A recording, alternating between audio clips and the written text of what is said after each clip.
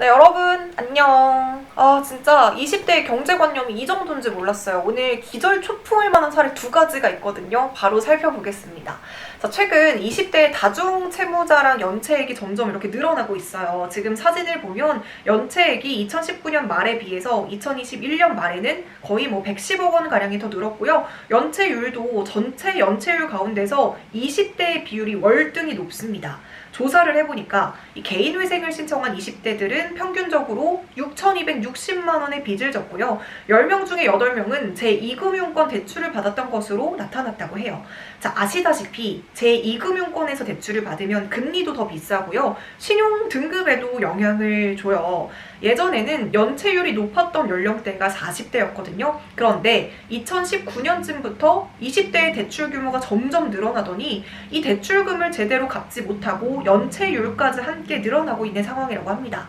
자, 그렇다면 2019년을 기준으로 도대체 20대들에게 무슨 일이 생겼던 걸까요? 바로 코로나였어요.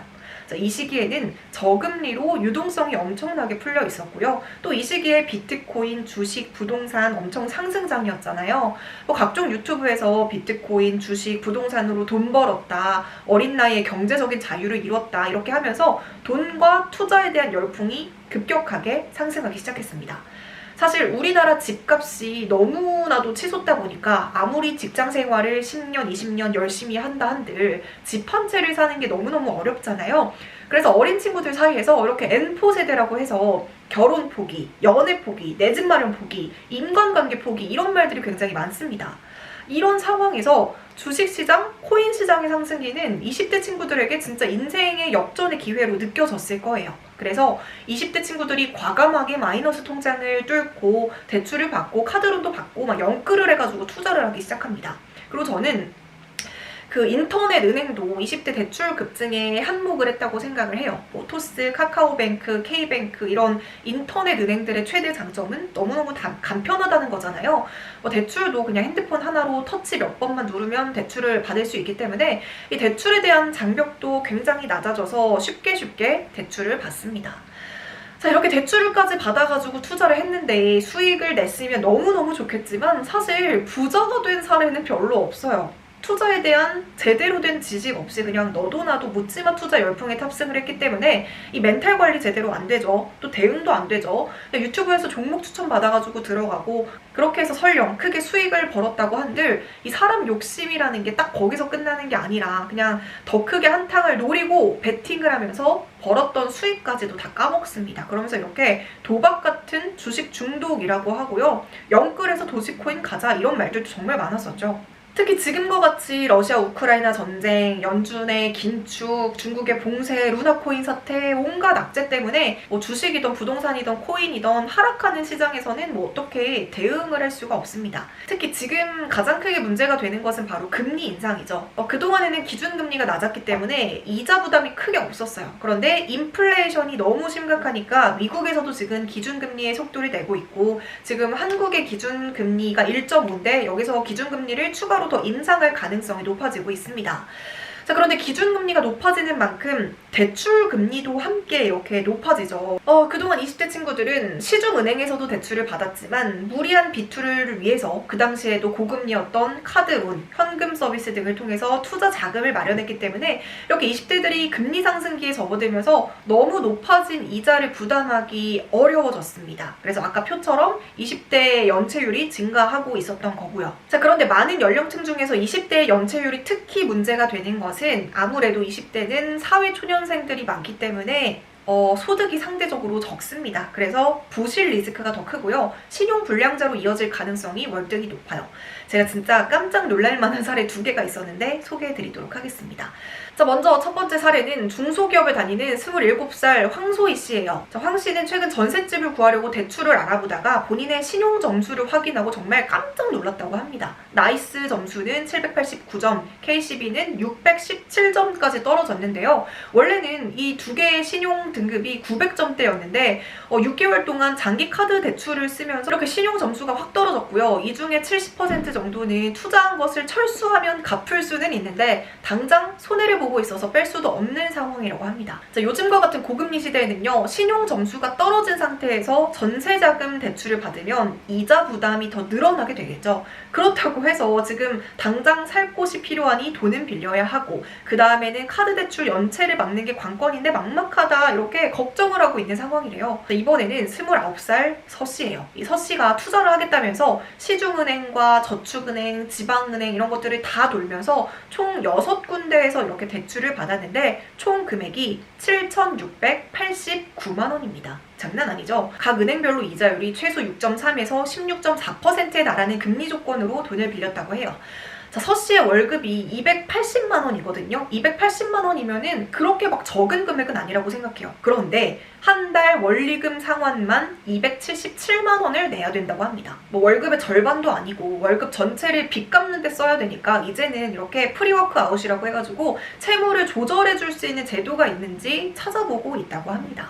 진짜 너무 심각하죠. 이처럼 20대의 다중채무의 비율이 엄청 높아지고 있고요. 최근 금리 인상까지 겹치면서 진짜 그야말로 곡소리가 나는 상황이에요. 자, 그렇다면 20대의 이런 채무 문제, 사회적으로는 어떤 문제를 불러일으킬까요? 두 가지를 말씀드리겠습니다. 첫 번째로는 은행의 재무 건전성에 문제가 생깁니다. 자, 제가 방금 20대들은 금리 인상에 따라서 곡소리를 내고 있다고 했어요. 하지만 반대로 환호를 지르는 곳이 있습니다. 바로 은행이에요. 최근 은행들의 실적이 발표가 됐는데 이렇게 시중은행이라고 해가지고 4대 은행이라고 하죠. 국민은행, 신한은행, 하나은행, 우리은행 이렇게 4대 은행 모두 올 1분기에 금리 상승에 따른 이자 이익이 증대가 되면서 역대급 실적을 달성했다고 해요. 이 4대 금융지주의 순이익을 합쳤더니 4.6조 원, 그러니까 4조 6천억 원대였다라는 거죠. 실적이 나오기 전에 이미 시장에서 이번 4대 금융지주의 순이익을 한번 예상을 했는데 그때 4조 원대라고 예상을 했어요. 4조 원만 나와도 굉장히 많이 나왔다라고 생각을 했는데 4.6조 원이 나왔다라는 것은 진짜 그야말로 실적 파티인 거죠. 자, 시중은행은 지금 이런 상황인데 20대는 지금 다중채무자의 비율이 굉장히 높습니다. 그러니까 시중은행 조금, 카드론 조금, 지방은행 조금 이렇게 다양한 곳에서 돈을 빌렸다는 거죠. 자, 이 말은 한 곳에서 대출 상환에 차질이 생기면 다른 금융사의 대출 역시 연쇄적으로 문제가 생길 수 있다는 겁니다. 특히 앞서 말했던 인터넷 은행들은 그 청년층에서 신용 리스크가 누적이 되고 있어요. 인터넷 은행은 시중 은행과는 다르게 자본 건전성에도 차이가 많이 나고 있는 만큼 대출을 해주고 회수를 받지 못하면 재무제표에도 악영향을 끼치게 됩니다. 특히 K뱅크 같은 경우에는 이제 뭐 주식시장에 상장을 앞두고 있는데 이런 상황이 크게 누적이 된다면 실적 지표도 함께 우려가 될 수 있는 부분이 되겠죠.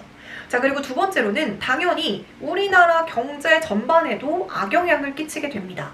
자, 기업이 좋은 상품과 서비스를 만들고 이익을 내고 이런 것들은 결국에는 풍부한 노동력에서 기반이 되는 건데 가장 젊은 이런 20대 친구들이 신용불량자가 되고 또 일을 하는 것보다 뭐 어떻게 한 방으로 인생 역전을 누리려고 하는 현상이 어떻게 한국 경제에 좋은 영향을 주겠습니까? 20대 친구들의 경제관념이 진짜 이렇게까지 심각하게 낮은 수준인가 하는 생각이 들었어요. 물론 잘하고 있는 친구들도 당연히 너무나도 많겠죠. 재테크나 투자 당연히 너무나도 중요한 요소지만요. 20대 때는 내가 열심히 일해서 번 근로소득이 가장 중요하다고 생각을 하거든요. 그 돈이 일단 많던 적던지 간에 내가 열심히 일을 해서 번 돈을 500만 원이든 1000만 원이든 일단 먼저 모으고 그 다음에 이 돈을 굴릴 수 있도록 고민해보고 그 다음에 제대로 된 투자와 재테크가 이루어지는 거예요. 일해서 번 돈은 번 돈대로 그냥 다 써버리고 마치 게임머니 충전을 하듯이 쉽게 대출을 받아서 비투를 하게 되면 결국 이렇게 되는 것 같아요. 더 큰 문제는요. 이렇게 한번 채무의 구렁텅이로 들어가게 되면 20대 친구들이 일을 할 의욕이 사라진다는 거예요. 우리가 코로나로 인해서 각종 부양책들이 굉장히 많았잖아요. 재난지원금도 받았었고 특히 청년을 위한 지원 제도 같은 게 굉장히 많아요. 월세 지원도 되고 생활비 지원도 되고 각종 지원금들이 굉장히 많은데 물론 국가에서 이 국민들을 위한 복지 정책을 늘려가는 것은 당연히 필요하다고 생각합니다. 하지만 내가 아직 일할 능력이 있고 나이가 너무나도 젊은데도 불구하고 아무런 노력도 하지 않고 경제적인 자립도 하지 않고 나라의 지원금만 믿고 일을 하지 않은 사람도 늘어나고 있다라는 거죠. 자, 그렇게 되면 진짜로 이 지원금이 필요한 사람에게 그 혜택이 가지 못할 수도 있습니다.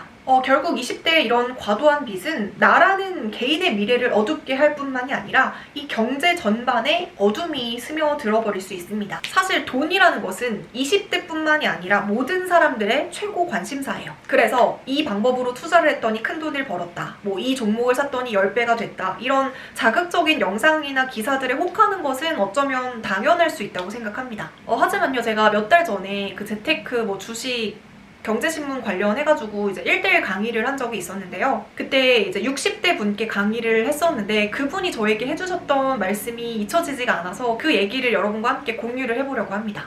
그분은 60대 분이셨고 남자분이셨어요. 노후 자금을 굴릴 목적으로 차근차근 주식 공부를 굉장히 열심히 하시던 분이었습니다. 근데 그분이 저에게 뭐라고 말씀을 해주셨냐면요. 주식 투자에서도 분산 투자가 있듯이 나도 재테크 수단을 주식으로 한정하지 않고 일할 수 있을 때까지 꾸준히 열심히 일하면서 근로소득도 함께 높이겠다. 나는 지금 이렇게 모아둔 돈이 나의 전 재산이기 때문에 이 돈을 주식 투자로 다 잃어버리면 다시 일어나기가 힘들다. 따라서 꾸준히 공부하면서 안정적으로 주식 투자를 하는 동시에 60대라는 이 나이에도 일할 수 있다는 감사함을 느끼면서 열심히 일을 하겠다. 그래야 하락장이 왔을 때도 내가 열심히 일을 해서 돈을 벌 수 있는 능력이 있기 때문에 덤덤할 수 있다라고 말씀을 해주셨습니다.